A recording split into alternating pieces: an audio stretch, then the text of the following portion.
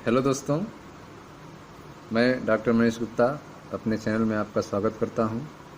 आइए दोस्तों, देखते हैं चैप्टर 4 के अभ्यास प्रश्न के बारे में। पिछले वीडियो में हमने आपको 29 तक के क्वेश्चन हमने बता दिया था। आइए अब देखते हैं क्वेश्चन नंबर 30 से आगे के क्वेश्चन को ध्यान से समझिएगा। क्वेश्चन नंबर 30 है आपका, निम्नलिखित अणुओं में कार्बन परमाणु कौन से संकर कक्षक प्रयुक्त करते हैं। यहाँ पे कार्बन परमाणुओं को आप देख रहे हैं, आपको इनके संकर कक्षक के बारे में बताना है। ठीक है, तो आइए इसको देखा जाए। पहला है आपका CH3 अर्थात यह एथेन के बारे में पूछा जा रहा है। इसमें जो है कौन से कक्षक प्रयोग हो रहे हैं इसके बारे में आपको बताना है, तो ध्यान से समझें।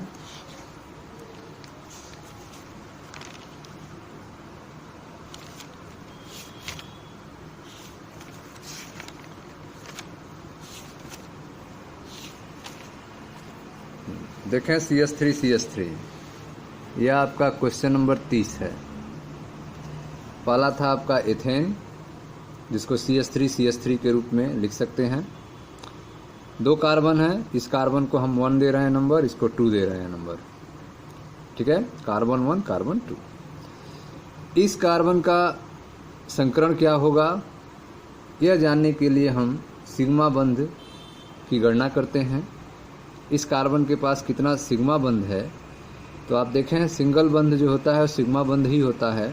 तो 1 2 3 4, इस कार्बन नंबर 1 के पास 4 सिग्मा बंध है, अतः इस कार्बन नंबर 1 का संकरण क्या होगा, sp3 होगा।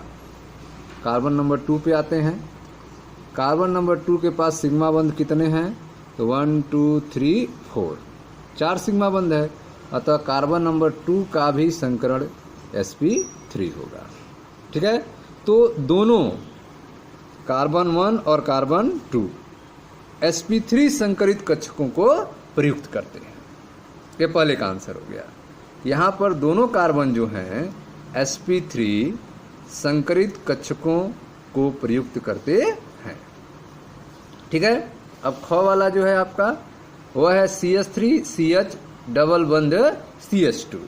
इसमें 3 कार्बन है, 1 2 3 नेमिंग कर लेते हैं।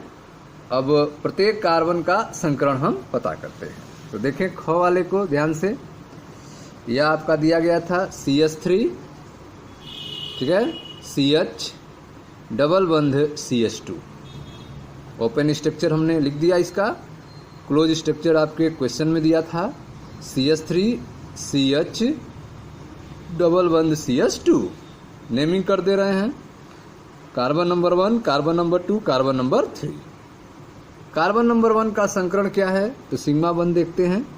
इस कार्बन के पास सिग्मा बंध है 1 2 3 4 सिग्मा बंध है, अतः कार्बन नंबर 1 का संकरण है sp3। कार्बन नंबर 2 पे आते हैं। इस कार्बन नंबर 2 का संकरण क्या होगा, तो 1 2 और यह 3 सिग्मा बंध है। यहाँ पे आप जो 2 बंध देख रहे हैं इसमें एक सिग्मा होता है एक पाई होता है, तो यहाँ पर एक ही सिग्मा आप काउंट करेंगे, तो एक सिग्मा बंध यहाँ पे हो गए, एक सिग्मा यहाँ और एक सिग्मा यहाँ, 3 सिग्मा। तो 3 सिग्मा से जो संकरण होगा वो होगा sp2। तो कार्बन नंबर 2 का संकरण क्या होगा, sp2 होगा। कार्बन नंबर 3 पे आते हैं। तो कार्बन नंबर 3 के पास सिग्मा बंध कितने हैं, तो 1 2 और 3। इस 2 बंध में एक सिग्मा बंध है इस कार्बन के लिए भी, तो इसके पास भी कार्बन नंबर 3 के पास भी 3 सिग्मा बंध हुआ, अतः इसका भी संकरण हुआ sp3। ठीक है, तो इस तरह से हमने देखा कि कार्बन 1 जो है sp3 संकरित है, तथा कार्बन 2 और कार्बन 3 sp2 संकरित कक्षकों को प्रयुक्त करते हैं। ठीक है, कार्बन 1 जो है sp3 संकरित कक्षक का यूज किया है, कार्बन 2 और कार्बन 3 sp2 संकरित कक्षक को प्रयोग किए हैं। ठीक है, अब आते हैं ग पे। ग में आपका कंपाउंड जो है वह है CH3CH2OH, एथिल अल्कोहल है आपका CH3CH2OH। इसको देखते हैं तो आप देखें ध्यान से, ये आपका गो वाला फिगर है। CH3 ओपन स्ट्रक्चर हमने बनाया, CH3 ये आपका CH2 और OH, ठीक है। अब कार्बन नंबर 1, कार्बन नंबर 2, दो कार्बन है। कार्बन नंबर 1 के पास कितने सिग्मा बंध हैं? तो 1 2 3 और 1 4, 4 सिग्मा बंध है। अतः कार्बन नंबर 1 का संकरण हुआ sp3। कार्बन नंबर 2 के पास कितने सिग्मा बंध हैं? तो 1 2 3 4, इसके पास भी 4 सिग्मा बंध है। अतः कार्बन नंबर 2 भी sp3 संकरित है, ठीक है। तो कार्बन नंबर 1 के पास भी 4 सिग्मा बंध है, कार्बन नंबर 2 के पास भी 4 सिग्मा बंध है। अतः कार्बन नंबर 1 और 2 दोनों sp3 संकरित हैं, ठीक है। तो दोनों C1 तथा C2, कार्बन 1 और कार्बन 2 sp3 संकरित कक्षकों को प्रयुक्त करते हैं, ठीक है। तो यह ग था आपका। अब आगे देखते हैं घ। घ है आपका CH3CHO, ठीक है। CH3CHO को देखते हैं, मेथिल्डिहाइड के बारे में। तो इसका ओपन स्ट्रक्चर बनाते हैं CH3CHO का। कार्बन से 3 हाइड्रोजन जुड़े हुए हैं CH3 और CHO, यह कार्बन से हाइड्रोजन जुड़ा CH और यह O हो गया आपका, कार्बन ऑक्सीजन के बीच में डबल बॉन्ड हो गया। नंबरिंग, कार्बन नंबर 1 इसको कहते हैं, कार्बन नंबर 2 इसको कहते हैं। इस कार्बन के पास कितने सिग्मा बंध हैं? तो आप देख सकते हैं 1 2 3 4। कार्बन नंबर 1 के पास 4 सिग्मा बंध हैं, अतः इसका संकरण जो होगा वह sp3 होगा। कार्बन नंबर 2 के पास कितने सिग्मा बंध हैं? तो 1 2 और 1 3, 3 सिग्मा बंध है, अतः इसका संकरण sp2 होगा, ठीक है। तो इस तरह से कार्बन 1 sp3 संकरित है तथा कार्बन 2 जो है sp2 संकरित कक्षकों को प्रयुक्त करता है, यूज करता है। अंग, अंग है आपका CH3COOH, एस्टिक एसिड CH3COOH। इसको देखते हैं, इसके ओपन स्ट्रक्चर को। तो यह है आपका CH3, ठीक है, कार्बन और उससे 3 जुड़ा हुआ हाइड्रोजन CH3, ठीक है। और यह है इसका COOH, carbon number 1, carbon number 2। Carbon number 1 के पास सिग्मा बंध की संख्या कितनी है? तो 1 2 3 4, 4 सिग्मा बंध है कार्बन नंबर 1 के पास, अतः इसका संकरण जो हुआ sp3 हुआ। कार्बन नंबर 2 के पास कितने सिग्मा बंध हैं? तो 1 2 और 1 3, 2 बंध है इसमें, लेकिन इसमें एक पाई बंध होता है और एक सिग्मा बंध होता है, तो एक ही काउंट करेंगे इसमें सिग्मा बंध को। तो 1 2 3, 3 सिग्मा बंध है, अतः sp2 संकरण होगा। तो कार्बन नंबर 1 का संकरण sp3 है और कार्बन नंबर 2 का संकरण sp2 है, ठीक है। तो कार्बन 1 sp3 संकरित हुआ तथा कार्बन 2 sp2 संकरित कक्षकों को प्रयुक्त करते हैं, कक्षकों को यूज करते हैं, ठीक है स्टूडेंट्स। तो यह था आपका क्वेश्चन नंबर 30। अब आगे देखते हैं क्वेश्चन नंबर 31 को। क्वेश्चन नंबर 31 जो पूछ रहा है वह कह रहा है कि इलेक्ट्रॉनों के आबंधी युग्म तथा एकाकी युग्म से आप क्या समझते हैं, ठीक है। बॉन्डिंग पेयर और लोन पेयर, बॉन्ड पेयर और लोन पेयर से आप क्या समझते हैं, प्रत्येक के एक उदाहरण द्वारा स्पष्ट कीजिए, ठीक है। तो आपको इसका एक उदाहरण के द्वारा आपको समझाना है। तो आइए देखते हैं क्वेश्चन नंबर 31, ध्यान से समझें। वे इलेक्ट्रॉन जो परमाणुओं के मध्य आबंध बनाते हैं, आबंधी युग्म कहलाते हैं, ठीक है। जो इलेक्ट्रॉन परमाणुओं के बीच में बंध बनाएंगे उनको क्या कहेंगे? बॉन्ड पेयर कहेंगे, आबंधी युग्म कहेंगे। जैसे H2 अणु में, हाइड्रोजन अणु में एकल इलेक्ट्रॉन आबंधी युग्म होता है। हाइड्रोजन के पास एक इलेक्ट्रॉन है, इस हाइड्रोजन के पास एक इलेक्ट्रॉन है, दोनों ने एक एक इलेक्ट्रॉन की शेयरिंग किया, साझा किया, और इस तरह से अब इसके पास आबंधी युग्म कितने हैं? एक युग्म है, एक पेयर है, एक जोड़ा है। ठीक है। इस एक जोड़े इलेक्ट्रॉन से एक सहसंयोजक बंध बन जाएगा हाइड्रोजन और हाइड्रोजन के बीच में। तो यह है इलेक्ट्रॉन का आबंधी युग्म। अब इसके किसी हाइड्रोजन के पास जो है अब इलेक्ट्रॉन नहीं बचा हुआ है, एक एक इलेक्ट्रॉन जो था वह बंध बनाने में खर्च हो गया। तो ये जो इलेक्ट्रॉन है इनको आबंधी युग्म कहा जाता है, ठीक है। अब आते हैं H2O का उदाहरण लेते हैं। जबकि H2O अणु में ऑक्सीजन परमाणु पर एकल युग्मी इलेक्ट्रॉन के दो युग्म होते हैं। H2O अणु में ऑक्सीजन परमाणु पर एकल युग्मी इलेक्ट्रॉन के दो युग्म होते हैं। जो लोन पेयर ऑफ इलेक्ट्रॉन होते हैं वे दो होते हैं। कैसे? H2O के निर्माण में हाइड्रोजन के पास एक इलेक्ट्रॉन होता है, ऑक्सीजन के पास 6 इलेक्ट्रॉन होते हैं। बाहरी कक्षा में हाइड्रोजन के पास एक ही इलेक्ट्रॉन होता है, ऑक्सीजन के पास 6 इलेक्ट्रॉन हो गए और हाइड्रोजन के पास 1 इलेक्ट्रॉन हो गए। अब H2O का जब निर्माण होता है तो ऑक्सीजन का 1 इलेक्ट्रॉन हाइड्रोजन के 1 इलेक्ट्रॉन के मिलने से यह सहसंयोजक बंध बन जाता है। इस वाले हाइड्रोजन का 1 इलेक्ट्रॉन ऑक्सीजन के 1 इलेक्ट्रॉन के मिलने से यह सहसंयोजक बंध बन जाता है। ऑक्सीजन का 2 इलेक्ट्रॉन यूज हो गया बंध बनाने में, ऑक्सीजन के पास बच गए 4 इलेक्ट्रॉन, अर्थात 2 पेयर बच गए। इन्हीं बचे हुए 2 पेयर को लोन पेयर कहा जाता है, ठीक है, एकाकी युग्म कहा जाता है। तो ऑक्सीजन के पास कितने एकाकी युग्म हैं? 2 एकाकी युग्म हैं। एक दूसरा उदाहरण भी देख लेते हैं अमोनिया का। नाइट्रोजन NH3 के पास, नाइट्रोजन के बाहरी कक्षा में 5 इलेक्ट्रॉन होते हैं। 3 इलेक्ट्रॉन जो है हाइड्रोजन से बंध बनाने में खर्च हो गए, 2 इलेक्ट्रॉन बच गए, अर्थात नाइट्रोजन के पास लोन पेयर इलेक्ट्रॉन कितने हैं? 1 है, ठीक है।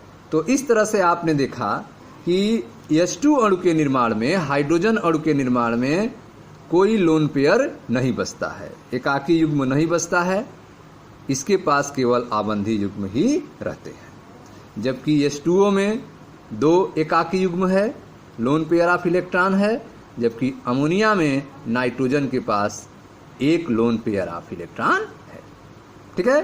तो ये जो इलेक्ट्रॉन बच गए जो बंध बनाने में यूज नहीं हुए हैं, उन्हीं इलेक्ट्रॉनों को हम लोन पेयर ऑफ इलेक्ट्रॉन कहते हैं, ठीक है, एकाकी युग्म इलेक्ट्रॉन कहते हैं। जबकि जो इलेक्ट्रॉन बंध बनाने में भाग ले लेते हैं उनको बॉन्डिंग इलेक्ट्रॉन कहा जाता है, आबंधी युग्म कहा जाता है, बॉन्ड पेयर कहा जाता है। अगला क्वेश्चन देखते हैं। अगला है आपका क्वेश्चन नंबर 32। सिग्मा और पाई आबंध में अंतर स्पष्ट कीजिए। तो इसको हमने समझाया है जब हम इस चैप्टर को पढ़ा रहे थे। आप वीडियो सेक्शन में जाके प्लेलिस्ट में इसको आप पढ़ सकते हैं। सिग्मा और पाई बॉन्ड हेडिंग है, इसके बारे में आप वहाँ पे स्पष्ट समझ सकते हैं, अंतर के बारे में जान सकते हैं। अगला क्वेश्चन देखते हैं 33। संयुक्ता बंध सिद्धांत के आधार पर, ठीक है, बैलेंस बॉन्ड थियरी, संयुक्ता आबंध सिद्धांत के आधार पर H2 अणु, हाइड्रोजन अणु के विरचन की व्याख्या कीजिए, ठीक है। तो हाइड्रोजन अणु कैसे बनता है इसके बारे में आपको बताना है। किस सिद्धांत के आधार पर? बैलेंस बॉन्ड थियरी के आधार पर, संयुक्ता आबंध सिद्धांत के आधार पर। तो देखिए ध्यान से, क्वेश्चन नंबर 33। हाइड्रोजन अणु कैसे बनता है बैलेंस बॉन्ड थियरी के अनुसार? हाइड्रोजन अणु में दोनों हाइड्रोजन परमाणु, हाइड्रोजन अणु में दोनों हाइड्रोजन परमाणुओं के यस कक्षक, हाइड्रोजन अणु जब बनता है तो दोनों हाइड्रोजन परमाणुओं के यस कक्षक का अतिव्यापन होता है, यस कक्षक का ओवरलैपिंग होता है, जिससे सिग्मा आबंध बनता है, ठीक है। यस कक्षक का आकार गोलाकार होता है, आप जानते हैं। हाइड्रोजन 1s1 इलेक्ट्रॉनिक विन्यास हो गया, यस कक्षक का आकार गोलाकार हो गया। दूसरा हाइड्रोजन, इसका भी इलेक्ट्रॉनिक विन्यास 1s1, इसका भी यस कक्षक का आकार गोलाकार हो गया। अब इन दोनों यस कक्षक का आपस में ओवरलैपिंग हो गया, जिससे आप देख रहे हैं 2 इलेक्ट्रॉन दोनों हाइड्रोजन का आपस में शेयरिंग होके एक सहसंयोजक बंध बना लिए, और यह बंध जो बना हुआ है वह यस कक्षक के अतिव्यापन से बना हुआ है, यह सिग्मा आबंध है, ठीक है। तो यह बंध कौन सा बना है? हाइड्रोजन हाइड्रोजन के बीच में सिग्मा आबंध बना है। ठीक है। तो हाइड्रोजन बंध का निर्माण कैसे होता है? H2 अणु में हाइड्रोजन अणु का निर्माण कैसे होता है? तो इसमें आपने देखा कि हाइड्रोजन परमाणुओं के यस कक्षकों के अतिव्यापन से हाइड्रोजन अणु का निर्माण होता है, और जब यस कक्षक का अतिव्यापन होता है तो उनके बीच में सिग्मा बंध बनता है। ठीक है। इस सिग्मा बंध को आप देख रहे हैं, इसे सहसंयोजक बंध आप देख रहे हैं जो हाइड्रोजन हाइड्रोजन के बीच में बना हुआ है। अब आते हैं नेक्स्ट क्वेश्चन पे। क्वेश्चन नंबर 34 है आपका 33 के बाद। यह क्वेश्चन कह रहा है परमाणु कक्षक के रैखिक संयोग से linear combination of atomic orbital आणविक कक्षक बनने के लिए आवश्यक शर्तों को लिखें। ठीक है। तो इस टॉपिक को हमने थियरी सेक्शन में चर्चा किया है, आप वहां पे जाकर इसको पढ़ सकते हैं। आते हैं नेक्स्ट पे क्वेश्चन नंबर 35 कह रहा है आणविक कक्षक सिद्धांत के आधार पर समझाइए कि बेरिलियम अणु Be2 अणु का अस्तित्व क्यों नहीं होता है। ठीक है। तो आणविक कक्षक सिद्धांत पे आपको समझाना है कि Be2 अणु जो है क्यों नहीं बनता है, इसका स्थायित्व तो क्यों नहीं है, यह आपको समझाना है। किसके आधार पर? मॉलिक्यूलर ऑर्बिटल थियरी के आधार पर, आणविक कक्षक सिद्धांत के आधार पर। ध्यान से समझें। पहले आते हैं इलेक्ट्रॉनिक विन्यास। बेरिलियम परमाणु का इलेक्ट्रॉनिक विन्यास होगा 1s2 2s2, क्योंकि बेरिलियम परमाणु का परमाणु क्रमांक होता है 4, इसका इलेक्ट्रॉनिक विन्यास हो जाएगा 1s2 2s2। बेरिलियम अणु नहीं बन सकता है। क्यों नहीं बन सकता है? क्योंकि आबंध कोटि जो है शून्य आता है, बॉन्ड ऑर्डर जो है बेरिलियम अणु के लिए शून्य आता है। ठीक है। Be2 का हम काल्पनिक आणविक कक्षक देखें, उसका इलेक्ट्रॉनिक विन्यास करें, Be2 का इलेक्ट्रॉनिक विन्यास करें तो sigma 1s sigma star 1s sigma 1s2 sigma star 1s2 यह भर चुका है, इसको के कह देते हैं। सिग्मा 1s2 और सिग्मा स्टार 1s2 जो भरा हुआ है इसको हमने के से यहाँ रिप्रेजेंट कर दिया है। उसके बाद आते हैं सिग्मा 2s2 और सिग्मा स्टार 2s2। एक बेरिलियम के पास कितने इलेक्ट्रॉन हैं? 4 इलेक्ट्रॉन। तो 2 बेरिलियम अणु मिलकर बन रहे हैं, 2 बेरिलियम आपस में मिलकर अणु बनाएंगे तो 8 इलेक्ट्रॉन। 8 इलेक्ट्रॉन को आपको इलेक्ट्रॉनिक विन्यास करना है। ठीक है। तो जब आप इलेक्ट्रॉनिक विन्यास करेंगे बेरिलियम अणु का Be2 का, तो आप सिग्मा 1s2 और सिग्मा स्टार 1s2 यह हो गया। उसके बाद आता है आपका सिग्मा 2s2 और फिर आता है सिग्मा स्टार 2s2।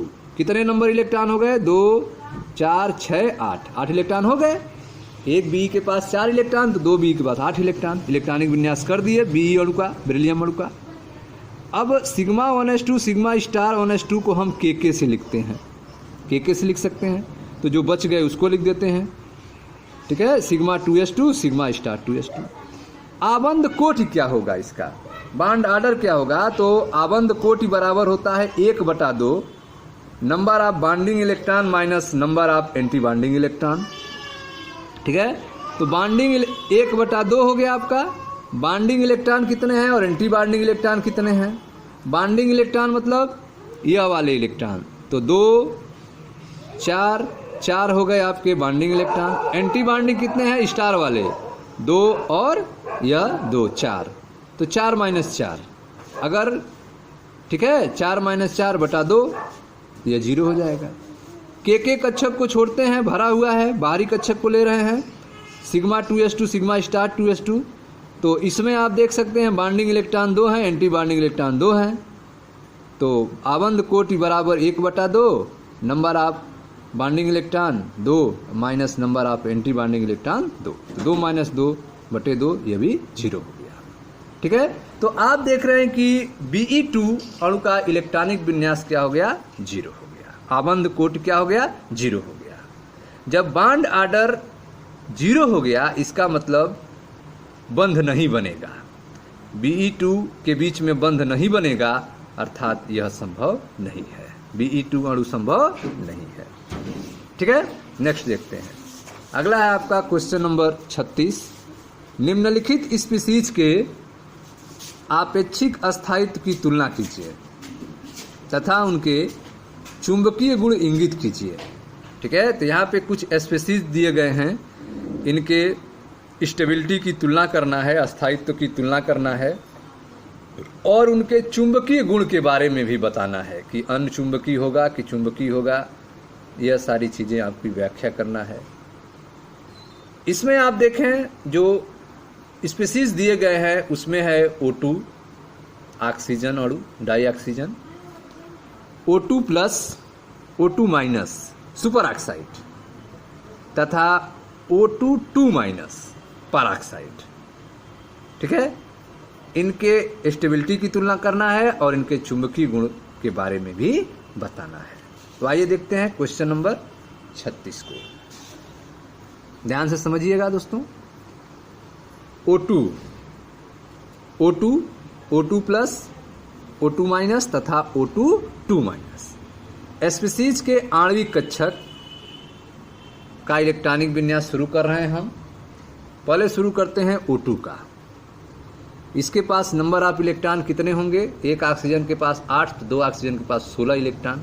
16 इलेक्ट्रॉन का इलेक्ट्रॉनिक विन्यास कर देना है। ठीक है, आणविक कक्षक सिद्धांत के आधार पर। तो करते हैं sigma 1s2 sigma star 1s2 sigma 2s2 sigma star 2s2। ठीक है, सिग्मा 2pz2 पाई 2px2 बराबर पाई 2py2 पाई स्टार 2px1 बराबर पाई स्टार 2py1। ठीक है, तो यह O2 अणु का इलेक्ट्रॉनिक विन्यास हो गया, जिसमें आप देख रहे हैं कि यह जो पाई स्टार 2px1 है इसके पास 1 इलेक्ट्रॉन और पाई स्टार 2py1 के पास 1 इलेक्ट्रॉन है। ठीक है, बाकी सबके पास 2-2 इलेक्ट्रॉन है। बॉन्ड ऑर्डर कितना होगा? तो बॉन्ड ऑर्डर बराबर होता है आबंध कोटि बराबर 1/2 number of bonding electron minus number of anti bonding electron. आबंध कोटि बराबर 1/2 number of bonding electron. Bonding electron कितने हैं बिना स्टार वाले? 2, 4, 6, 8, 10। 10 हो गए आपके बॉन्डिंग इलेक्ट्रॉन। एंटी बॉन्डिंग वाले कितने हैं? यह है आपके स्टार वाले 2, 4, ठीक है, 1 5 और 1 6। 6 एंटी बॉन्डिंग है। तो 1/2 10 माइनस 6, तो 1/2 और 10 माइनस 6 4 हो गया, तो 2 दूनी 4 2। तो बॉन्ड ऑर्डर कितना आया? 2 आया। बॉन्ड ऑर्डर कितना आया? 2। अतः ऑक्सीजन ऑक्सीजन के बीच में कितने बंध बनेंगे? 2 बंध बनेंगे, 2 सहसंयोजक बंध बनेंगे। अयुग्मित इलेक्ट्रॉन है यहाँ पे, यहाँ देखें यह अयुग्मित इलेक्ट्रॉन है, सिंगल इलेक्ट्रॉन है। यह भी अयुग्मित इलेक्ट्रॉन है। पाई स्टार 2px में एक अयुग्मित इलेक्ट्रॉन है, पाई स्टार 2py के पास भी एक अयुग्मित इलेक्ट्रॉन है। तो O2 में अयुग्मित इलेक्ट्रॉन होने के कारण 2 अयुग्मित इलेक्ट्रॉन है, यह अनुचुंबकीय होता है। O2 कैसा होता है? अनुचुंबकीय होता है। ठीक है, आगे देखें। अब O2 प्लस में देखते हैं। O2 तो हो गया, अब O2 प्लस में अब 1 इलेक्ट्रॉन कम हो गया है।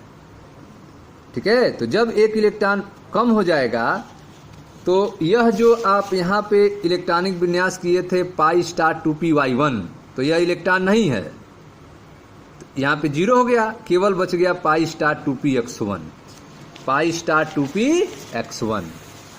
ठीक है, तो यह हो गया आपका pi star 2px1 pi star 2px1 पाई। ठीक है, जो दूसरा था वो तो 1 इलेक्ट्रॉन कम होने के कारण वह 0 हो जाएगा।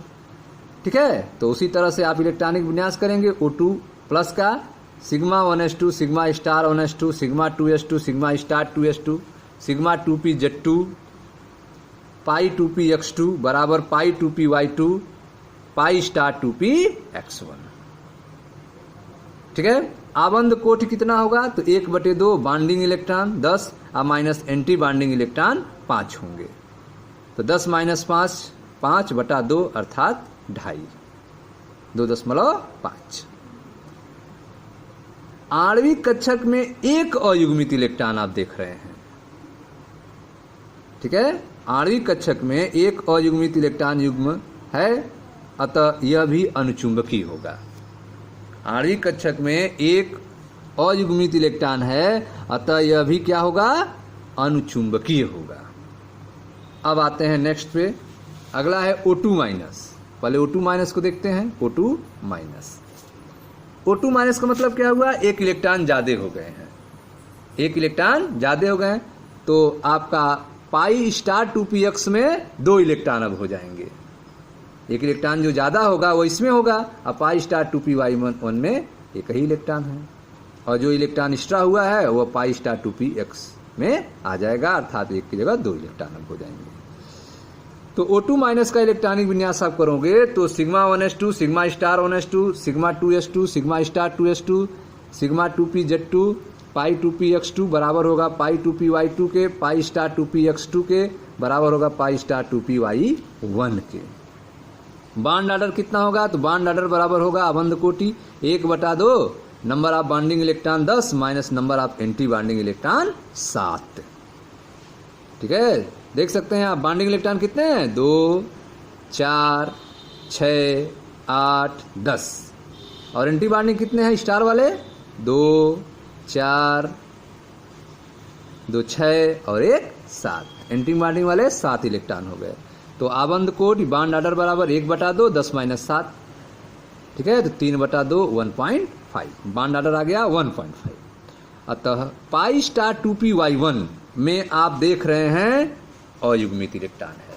पाई स्टार 2py1 में एक इलेक्ट्रॉन है, अयुग्मित इलेक्ट्रॉन है। पाई स्टार 2py1 आणविक कक्षक में एक अयुग्मित इलेक्ट्रॉन है,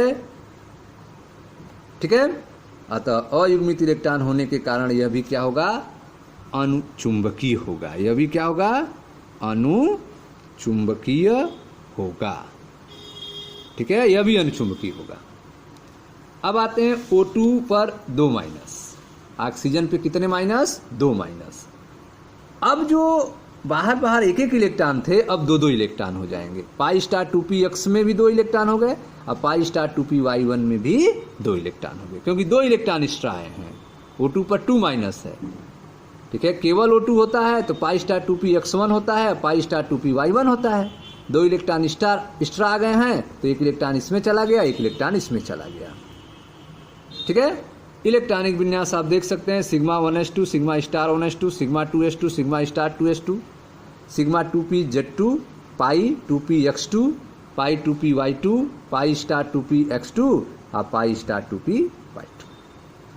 बॉन्ड ऑर्डर कितना होगा, अबंध कोटि बराबर 1/2, बॉन्डिंग इलेक्ट्रॉन 10 है माइनस एंटी बॉन्डिंग इलेक्ट्रॉन अब क्या हो गए, 8 हो गए। 8 कैसे हो गए, देख सकते हैं स्टार वाले, 2, 4, 6 और 8। ये हो गए बॉन्ड ऑर्डर 1/2 10 माइनस 8, 10 माइनस 8 मतलब 2/2, 1 हो गया। बॉन्ड ऑर्डर कितना हो गया, 1 हो गया। चूंकि O2 2 माइनस में कोई अयुग्मित इलेक्ट्रॉन नहीं है, कोई अयुग्मित इलेक्ट्रॉन नहीं है, सब पे 2 इलेक्ट्रॉन है, कोई अयुग्मित इलेक्ट्रॉन नहीं है, अतः यह चुंबकीय गुण दर्शाता है। यह जो O2 2 माइनस है यह कौन सा गुण दिखाएगा, चुंबकीय गुण दिखाएगा।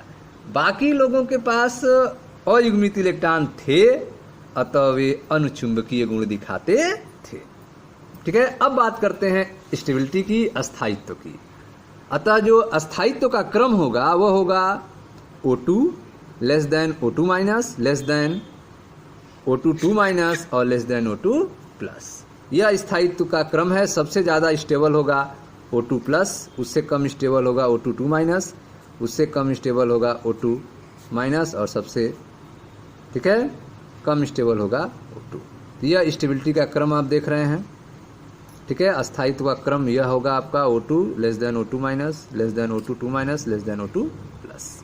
यह आपका क्वेश्चन नंबर था 36। अब आते हैं क्वेश्चन नंबर 37 पे। क्वेश्चन नंबर 37 देखें ध्यान से।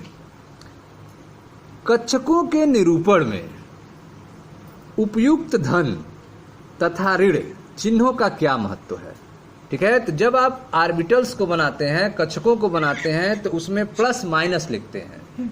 तो वो प्लस माइनस का क्या मतलब होता है, इसके बारे में आपको बताया जाएगा। तो ध्यान से देखें 37 नंबर को। जब संयोजित होने वाले परमाणु कक्षकों की पालियों के चिन्ह जो लोब्स होते हैं, ठीक है, जब संयोजित होने वाले परमाणु कक्षकों के पालियों के चिन्ह समान होते हैं, अर्थात प्लस तथा प्लस या माइनस तथा माइनस, तब आबंधी आणविक कक्षक बनते हैं। तो उस समय कौन से आणविक कक्षक बनेंगे? आबंधी आणविक कक्षक बनेंगे, बॉन्डिंग मॉलिक्यूलर ऑर्बिटल बनेंगे, BMO। और जब संयोजित होने वाले परमाणु कक्षकों की पालियों का चिन्ह, लोब का चिन्ह असमान होता है, अर्थात प्लस तथा माइनस, माइनस तथा प्लस, तब प्रति आबंधी आणविक कक्षक बनते हैं, एंटी बॉन्डिंग मॉलिक्यूलर ऑर्बिटल बनता है, AMO। ठीक है। तो आपने देखा कि जब संयोजित होने वाले परमाणु कक्षकों की पालियों का चिन्ह समान हो, उस समय आबंधी आणविक कक्षक बनते हैं, और जब संयोजित होने वाले परमाणु कक्षकों के पालियों के चिन्ह असमान होते हैं, तब प्रति आबंधी आणविक कक्षक बनते हैं। ठीक है। नेक्स्ट देखते हैं क्वेश्चन नंबर 38 जो क्वेश्चन है आपका 38 नंबर क्वेश्चन, वह कह रहा है PCl5 अणु में संकरण का वर्णन कीजिए। फास्फोरस पेंटाक्लोराइड है PCl5 अणु। PCl5 अणु में संकरण का वर्णन कीजिए। इसमें अक्षीय आबंध विषुवतीय आबंधों की अपेक्षा अधिक लंबे क्यों होते हैं? आपको बताना है कि जो अक्षीय आबंध है एक्सियल, वह इक्वेटोरियल आबंध की अपेक्षा अधिक लंबे क्यों होते हैं, यह आपको बताना है, और संकरण का वर्णन भी करना है। तो ध्यान से देखें, आप समझें PCl5 के बारे में।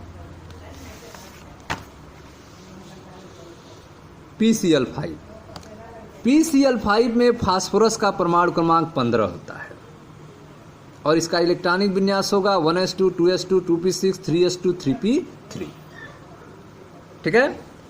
तो आप देख रहे हैं कि PCl5 में फास्फोरस का परमाणु क्रमांक 15 है, और इलेक्ट्रॉनिक विन्यास है उसका 1s2 2s2 2p6 3s2 3p3। बाहरी कक्षा जो है वह 3s2 3p3 है, जिसका आप ऑर्बिटल कक्षक बना सकते हैं। 3s2 में 2 इलेक्ट्रॉन आप देख सकते हैं, और 3p3 में यह 3 इलेक्ट्रॉन आप देख सकते हैं। px py और pz में एक एक इलेक्ट्रॉन है। ठीक है। इनका आपस में संकरण होता है। 3d ऑर्बिटल खाली होता है। ठीक है। लेकिन एक्साइटेड स्टेट में 3s का एक इलेक्ट्रॉन जो है एक्साइट होके 3d में पहुंचता है, जिससे आप देख सकते हैं अब 3s में 1 इलेक्ट्रॉन है, 3p में 3 इलेक्ट्रॉन है, और 3d में 1 इलेक्ट्रॉन पहुंच चुका है। ठीक है। अब इसका संकरण अगर होगा तो sp3d होगा, sp3d होगा। एक यहां पर आप देख रहे हैं कि एक 3s कक्षक है, 3 3p कक्षक हैं, और एक 3d कक्षक है। के इलेक्ट्रॉनों के संकरण से, ठीक है, PCl5 का निर्माण होगा, और 5 इलेक्ट्रॉन जो फास्फोरस के आएंगे वो यहाँ पे रहेंगे, 1 2 3 4 और 5 इलेक्ट्रॉन यहाँ रहेंगे फास्फोरस के। फास्फोरस के नहीं, क्लोरीन के। ठीक है। और इसका संकरण क्या होगा? sp3d होगा। ठीक है। तो इस तरह से आपने देखा कि यहाँ एक 3s कक्षक, 3 3p कक्षक और एक 3d कक्षक के इलेक्ट्रॉन संकरण में भाग लेते हैं, और sp3d संकरण दर्शाते हैं, sp3d संकरण दर्शाते हैं। ठीक है। 3s कक्षक का आकार गोलाकार होता है। 3p कक्षक में जो px py pz हैं उनको दिखाया गया है। यह आपका 3px है, x एक्सिस पे p ऑर्बिटल डंबल के आकार के, 3py y एक्सिस पे p ऑर्बिटल डंबल के आकार के, 3pz, ठीक है, z अक्ष पे डंबल के आकार के हैं, 3pz1। ठीक है। आपस में इनका संकरण हो रहा है, जिससे sp3d संकरण से जो है आपका PCl5 का निर्माण हो रहा है, जिसमें आप देख रहे हैं यह 1 2 3, 4, 5 के रूप में रिप्रेजेंट किए गए हैं। 3 और 4 के बीच में 90 डिग्री का कोण होता है। 1 और 2 के बीच में 120 डिग्री का कोण होता है। ठीक है, इसको आप इस तरीके से PCl5 का आकृति त्रिकोणीय द्विपिरामिडी होती है। त्रिकोणीय द्विपिरामिडी होती है। ये आप देख रहे हैं त्रिकोणीय द्विपिरामिडी इसका शेप होता है। यह आपका एक्सियल है, क्लोरीन फास्फोरस के ऊपर नीचे एक्सिस पे अच्छी स्थिति में। ठीक है, और यह आपका इक्वेटोरियल पे क्लोरीन है, तीनों इक्वेटोरियल पे क्लोरीन है। PCl विषुवतीय आबंध की लंबाई जो होती है वह 2.04 एंगस्ट्रॉम होती है। यह जो इक्वेटोरियल पे है फास्फोरस और क्लोरीन के बंध की लंबाई 2.04 एंगस्ट्रॉम होती है। और जो अच्छी आबंध है यह एक्सियल जो है PCl बंध की लंबाई यह होती है 2.19 एंगस्ट्रॉम।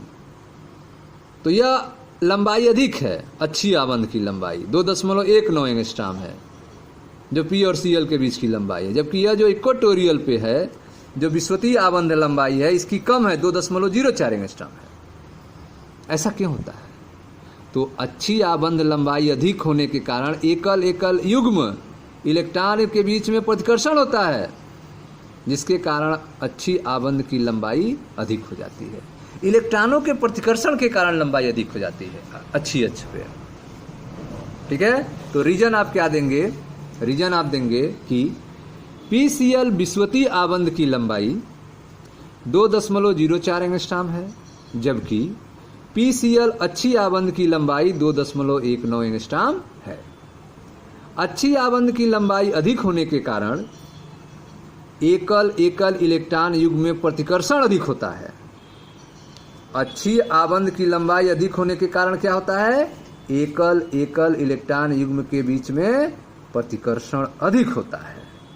अतः प्रतिकर्षण के कारण अच्छी आबंध की लंबाई अधिक होती है। ठीक है, प्रतिकर्षण के कारण अच्छी आबंध की लंबाई क्या होती है? अधिक होती है। ठीक है स्टूडेंट्स, तो यह था क्वेश्चन नंबर 38। उसके बाद है आपका क्वेश्चन नंबर 39। क्वेश्चन नंबर 39 कह रहा है कि हाइड्रोजन आबंध की परिभाषा दीजिए। हाइड्रोजन आबंध की परिभाषा दीजिए। तो हाइड्रोजन आबंध के बारे में हमने आपको थियोरी सेक्शन में पढ़ाया है, वहाँ से आप इसके बारे में पढ़ सकते हैं। यह वांडरवाल बलों की अपेक्षा प्रबल होते हैं या दुर्बल होते हैं, इसका आंसर भी आप वहाँ से प्राप्त कर सकते हैं। आते हैं क्वेश्चन नंबर 40 पे। क्वेश्चन नंबर 40 है आपका आबंध कोड से आप क्या समझते हैं? बॉन्ड ऑर्डर के बारे में। निम्नलिखित में आबंध कोड की गणना कीजिए। N2 O2 O2 प्लस और O2 माइनस। बॉन्ड ऑर्डर निकालना है आपको। ठीक है, तो आइए देखते हैं आबंध कोटि। आबंध कोटि का सूत्र क्या होता है? तो आपको बताया गया आबंध कोटि बराबर 1/2 NB माइनस NA। ठीक है, आबंध कोटि निकालते हैं। आबंध कोटि बराबर 1/2 NB minus NA, number of bonding electron minus number of ND bonding electron. N2 के लिए, N2 अणु के लिए तो टोटल नंबर ऑफ इलेक्ट्रॉन 14 हो गए। N2 अणु के लिए इलेक्ट्रॉनिक विन्यास करें N2 अणु का। Sigma 1s2 sigma star 1s2 sigma 2s2 sigma star 2s2 पाई 2px2 पाई 2py2 सिग्मा 2pz2। ठीक है, यह इलेक्ट्रॉनिक विन्यास हो गया N2 के लिए। आबंध कोटि हो जाएगी 1/2। बॉन्डिंग इलेक्ट्रॉन यहाँ पे 10 हैं, 2 4 6। ठीक है, 8 10 जो bonding electron. Anti bonding electron यहाँ पे 4 दिख रहे हैं स्टार वाले, ये 4 हैं एंटी बॉन्डिंग इलेक्ट्रॉन। ठीक है, बॉन्डिंग इलेक्ट्रॉन कितने हैं? तो यह सिग्मा 1s2 2 इलेक्ट्रॉन यहाँ है, सिग्मा 2s2 2 इलेक्ट्रॉन यहाँ है, 4 हो गया। और उसके बाद 2 इलेक्ट्रॉन यहाँ पे 6 हो गया, और यह 2 8 हो गया, और यह 10 हो गया। तो यह बॉन्डिंग इलेक्ट्रॉन हो गए 10। एंटी बॉन्डिंग कितने हैं? यहाँ पे देखें स्टार वाले 2 इलेक्ट्रॉन, यह और यह 2 इलेक्ट्रॉन 4 इलेक्ट्रॉन है। तो आबंध कोटि हो गया 1/2 2 10 4 10 4 6 6/2 अर्थात 3। तो नाइट्रोजन अणु के लिए बॉन्ड ऑर्डर आबंध कोट कितना आया? 3 आया। इसका मतलब नाइट्रोजन नाइट्रोजन के बीच में 3 बंध बनेंगे। O2 को देखते हैं। O2 अणु में O2 का नंबर ऑफ इलेक्ट्रॉन 16 हो गए। इनका इलेक्ट्रॉनिक विन्यास करें तो sigma 1s2 sigma star 1s2 sigma 2s2 sigma star 2s2 sigma 2pz2 पाई 2px2 पाई 2py2 pi star 2p(x1) pi star 2p(y1). ठीक है, आगे देखते हैं आबंद कोटि कितना होगा। तो आबंद कोटि बराबर 1/2 नंबर ऑफ बॉन्डिंग इलेक्ट्रॉन 10 और minus number of anti bonding electron. तो 2 4 और यहाँ पे 5 और यह 6। तो 10 माइनस 6 तो हो गया आपका 4/2 2। आबंद कोटि कितना आ गया? 2 आ गया। तो ऑक्सीजन ऑक्सीजन के बीच में 2 बंध बनेंगे। आगे देखते हैं O2 प्लस ऑक्सीजन O2 है तो 16 इलेक्ट्रॉन प्लस 1 आ गया तो 1 इलेक्ट्रॉन कम हो गया, अर्थात 15 इलेक्ट्रॉन का इलेक्ट्रॉनिक विन्यास करते हैं। तो यह हो गया आपका sigma 1s2 sigma star 1s2 sigma 2s2 sigma star 2s2 sigma 2pz2 पाई 2px2 पाई 2py2 पाई स्टार 2px1। ठीक है, यह इलेक्ट्रॉनिक विन्यास हो गया। आबंद कोटि देखते हैं तो 1/2 number of bonding electron minus number of anti bonding electron. Bonding electron 10 हैं और एंटी बॉन्डिंग इलेक्ट्रॉन 5 हैं। 2 4 ठीक है और 1 5। 10 माइनस 5 तो 5 हो गए, 5/2 अर्थात 2.5। बॉन्ड ऑर्डर कितना आ गया? 2.5 आ गया।